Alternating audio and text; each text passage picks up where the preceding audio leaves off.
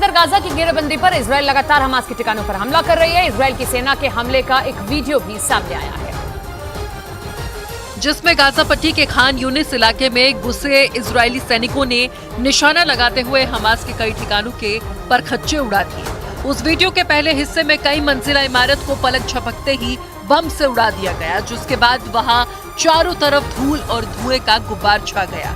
खान यूनिस दक्षिण गाजा का एक शहर है जहां कई शरणार्थी कैंप है और इस इलाके में इजराइल की सेना लगातार बमबारी कर रही है। हालांकि इजराइल की सेना ने जो हमला किया था वो शरणार्थी कैंप से काफी दूर था। गाजा में इजराइल की सेना शिफा अस्पताल से करीब 700 मीटर दूर है और कुछ ही वक्त में वो हमास पर काल बनकर टूटने वाली है। दावा किया जा रहा है कि इजराइल के सैनिक गाजा शहर में काफी अंदर तक पहुंच चुके हैं, जो किसी भी वक्त हमास के टॉप कमांडर यहिया सिनवार को मौत के घाट उतार देंगे, जिसके लिए इजराइल की सेना अपनी कमर कस चुकी है। दावा किया जा रहा है कि इजराइल की फौज गाजा के उत्तर पश्चिम इलाकों पर नजरें गड़ाए बैठी है, क्योंकि इसी इलाके में शिफा अस्पताल, जो हमास के टॉप कमांडरों और लड़ाकों का अड्डा माना जा रहा है। यही नहीं, शिफा अस्पताल की आड़ में ही यहिया सिनवार भी अपने आप को इजराइल की सेना से छुपाए बैठा है। लेकिन इजराइल ने भी चेतावनी दे दी कि अब वो ज्यादा दिनों तक खुद को बंकर में महफूज नहीं रख सकता, क्योंकि इजराइल की सेना हमास की सुरंगों के खिलाफ अपना जाल बिछा चुकी है, जिससे सुरक्षित बाहर निकलना यहिया सिनवार के लिए मौत को मात देने जैसा साबित होगा।